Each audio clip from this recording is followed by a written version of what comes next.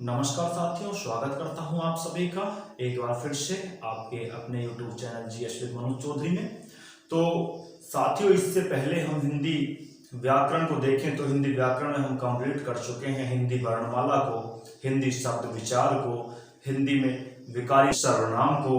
अब हम बात करने जा रहे हैं विशेषण की। किसकी बात करने जा रहे हैं और विशेषण से संबंधित प्रश्न किस तरीके से परीक्षाओं में पूछे जाते हैं उस पर भी हम चर्चा करेंगे। लेकिन इससे पहले मैं आपको बताना चाहूंगा, विशेषण एक ऐसा टॉपिक है हिंदी का कि जिसमें अक्सर गलतियां होने की संभावना बहुत ज़्यादा होती हैं। इसको बहुत अच्छे तरीके से समझना है और पढ़ना भी है। और विशेषण से संबंधित जो हमारी यहाँ प्रतियोगी परीक्षाओं से संबंधित जो पुस्तकें चल रही हैं, मैं खुद भी अध्ययन किया हूँ उनका, तो उसमें काफ़ी गलतियाँ निकलती हैं। ठीक है, विशेषण को पढ़ते हैं, महत्वपूर्ण टॉपिक है और यहाँ से हमेशा प्रतियोगी परीक्षाओं में प्रश्न बनते हैं और पूछे जाते हैं। तो आइए आज हम बात करते हैं विशेषण की। तो सबसे पहले विशेषण किसे कहते हैं, विशेषण है क्या? तो देखो, विशेषण जो है, विशेषण का सीधा सीधा अर्थ है कि या तो ये बताता है विशेषता या बताता है ये हीनता। क्या बताता है ये? हीनता। या तो बताएगा विशेषता या बताएगा हीनता, दो चीजें बताएगा। लेकिन बताएगा किसकी? वो अभी चर्चा करेंगे। तो हमने शब्द पढ़े थे विकारी, और विकारी शब्दों में हमने 4 शब्द पढ़े थे जब हम चर्चा कर रहे थे विकार के आधार पर शब्दों के भेद, विकारी और अविकारी। तो विकारी शब्दों में हम लोगों ने पढ़ा था, क्या पढ़ा था कि विकारी शब्दों में एक तो होती है संज्ञा, और दूसरा क्या होता है सर्वनाम, और तीसरा क्या होता है? तीसरा होता है हमारा विशेषण। और विशेषण के बाद हमारा क्या आता है? विशेषण के बाद बात आती है किसकी? क्रिया की। किसकी बात आती है? क्रिया की। तो ध्यान दीजिएगा, अगर कभी भी कोई संज्ञा की विशेषता बताएगा या हीनता बताएगा तो उसको बोलेंगे हम विशेषण। क्या बोलेंगे हम लोग? विशेषण। अब विशेषण बोलेंगे, अगर सर्वनाम की विशेषता बताएगा तो उसे हम बोलेंगे विशेषण, उसे भी हम क्या बोलेंगे? विशेषण। लेकिन अगर कोई विशेषण की विशेषता बताएगा, ध्यान दीजिएगा क्या लिख रहा हूं, क्या बोल रहा हूं, और नोट डाउन करते रहिएगा। अगर विशेषण की विशेषता बताएगा तो उसे बोलेंगे हम प्रविशेषण, और यदि विशेषता बताएगा किसकी? क्रिया की, तो उसे हम बोलेंगे क्रिया विशेषण। क्या बोलेंगे? क्रिया विशेषण। ठीक है, बात समझ में आ रही है आप लोगों के? उसे क्या बोलेंगे हम? क्रिया विशेषण बोलेंगे। ठीक है, अब बात करते हैं हम आगे बात करते हैं कि विकारी शब्द चारों लिख दिया हूं मैं आपको, संज्ञा, सर्वनाम, विशेषण, क्रिया। अगर संज्ञा की विशेषता बताएगा तो विशेषण है, सर्वनाम की विशेषता बताएगा तो भी विशेषण है। और हम पढ़ने के लिए जा रहे हैं टॉपिक विशेषण। तो ये दोनों हमको समझ में आ चुका है कि जो संज्ञा या सर्वनाम की विशेषता या हीनता का बोध कराते हैं वो विशेषण कहलाते हैं। क्या कहलाते हैं? विशेषण कहलाते हैं। लेकिन जो विशेषण की भी विशेषता बताए वो प्रविशेषण होता है, और क्रिया विशेषण एक अलग से टॉपिक है, उसे हम बाद में अध्ययन करेंगे। ठीक है, बात करते हैं आगे। तो विशेषता बताएगा या हीनता बताएगा। ठीक है, अभी मैं अगर आपसे बात करता हूं कि विशेषण कितने प्रकार के होते हैं, तो आपका जवाब आएगा कि विशेषण होते हैं 5 प्रकार के। अधिकतर कई बुकों में दिया हुआ है 4 प्रकार के, लेकिन ये 4 प्रकार गलत है, 5 प्रकार आपका बिल्कुल एक्यूरेट सही है। विशेषण कितने प्रकार के होते हैं? वो 5 प्रकार के होते हैं। अगर आपसे कोई कहे कि स्थान के आधार पर विशेषण कितने प्रकार के होते हैं, अगर स्थान के आधार पर बात कर ले तो आप जवाब देंगे 2 प्रकार के। कितने प्रकार के? 2 प्रकार के। लेकिन अगर आपसे कहे कि विशेषण अवस्था के आधार पर कितने प्रकार के होते हैं, तो अवस्था के आधार पर आप जवाब देंगे 3 प्रकार के। आपको स्थिति स्पष्ट हो रही है या नहीं हो रही है? ध्यान दीजिएगा, अगर आपसे पूछे कि बताइए विशेषण कितने प्रकार के होते हैं, तो आपका सीधा सीधा जवाब जाएगा कि विशेषण होते हैं 5 प्रकार के। अगर आपसे पूछे विशेषण स्थान के आधार पर कितने प्रकार के होते हैं, तो 2 प्रकार के होते हैं। अगर मैं कहूं अवस्था के आधार पर कितने प्रकार के होते हैं, तो वो 3 प्रकार के होते हैं। कैसे कैसे होते हैं इस पर हम चर्चा करेंगे, इसको हम जानेंगे। ठीक है, तो आगे बढ़ते हैं, बात करते हैं। अभी थोड़ा ध्यान दीजिएगा, अगर मैं आप लोगों से बोलता हूं, जैसे एक वाक्य लिखता हूं, मैं बोलता हूं कि वह काला घोड़ा है, एक सीधा सीधा ऐसे सिंपली लिख लेता हूं, वह काला घोड़ा है। तो ये वाक्य हमारे समक्ष लिखा हुआ है। अगर हमें इसमें भेद करना है कि संज्ञा कौन सी है और सर्वनाम कौन सा है, या हमें करना हो कि इसमें हमारे विशेषण कौन सा है, ये चीजें हमें स्थिति स्पष्ट करनी हो तो वो किस तरीके से करेंगे। देखिएगा, जैसे मैं कहूँ घोड़ा, तो घोड़ा एक कैसा शब्द है, तो आप कहेंगे कि संज्ञा शब्द है। कैसा शब्द है, संज्ञा शब्द है। क्लियर है ना।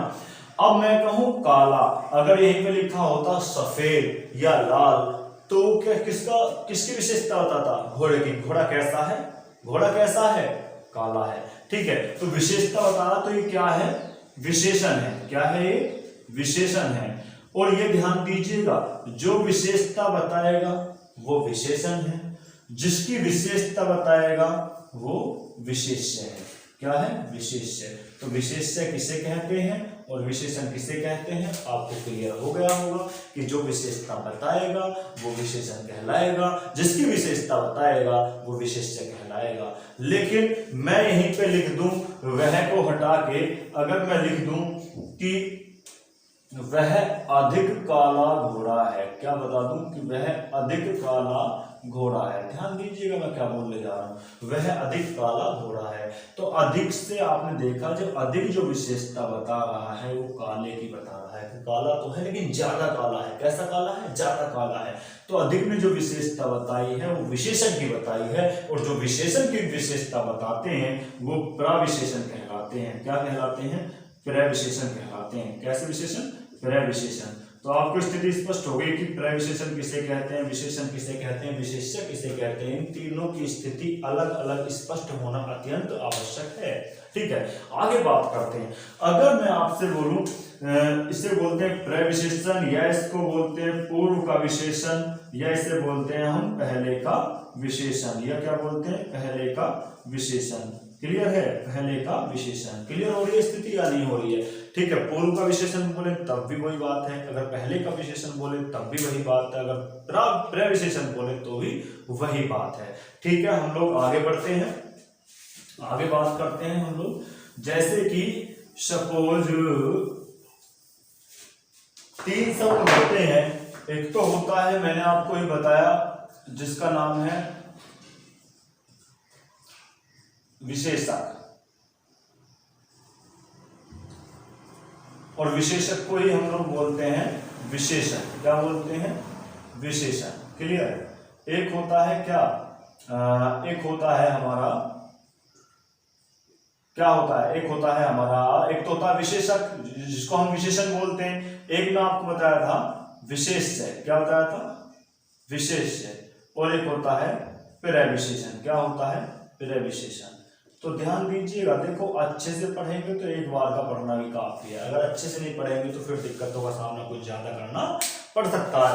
अभी जैसे बात करता हूं आपके सामने, एक अलंकार होता है उपमा अलंकार। क्या होता है, उपमा अलंकार। उपमा अलंकार के से पहले, बात करने से पहले मैं आपसे पूछना चाहूंगा या आपको बताना चाहूंगा कि जैसे हम लोग पढ़ रहे हैं विशेषण, तो आपको पता कि विशेषण वो है जो विशेषता बताए या हीनता बताए, संज्ञा की या सर्वनाम की। क्लियर हो चुका है। इससे संबंधित क्वेश्चन प्रतियोगी परीक्षा में किस प्रकार से पूछे जाते हैं कि विशेषण कितने प्रकार के होते हैं, 5 के, वो मैं बता चुका हूँ। 3 प्रकार के अवस्था के आधार पर, 2 प्रकार के स्थान के आधार पर, और आपको ये भी स्थिति स्पष्ट हो चुकी है कि विशेषण किसे बोलेंगे, प्रविशेषण किसे बोलेंगे, और विशेष्य किसे बोलेंगे। ये स्थिति स्पष्ट हो चुकी है। अब बात करते हैं उपमा।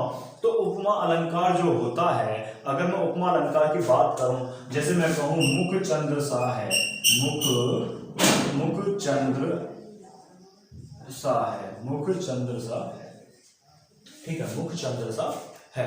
क्लियर है। अब आपको पता है कि उपमा जो अलंकार होता है ये 2 पे काम करता है। एक तो होता है उपमेय और एक होता है उपमान। क्या होता है, उपमान। तो अक्सर आपसे पूछ लिया जाता है सीधे सीधे क्वेश्चन, जब अलंकार पढ़ेंगे तो हम जानेंगे कि उपमेय और उपमान वाला अलंकार कौन सा होता है, उपमेय और उपमान वाला समास कौन सा होता है, उपमेय और उपमान वाले जो हमारे विशेषण है वो कौन से होते हैं। तो अभी बात करते हैं।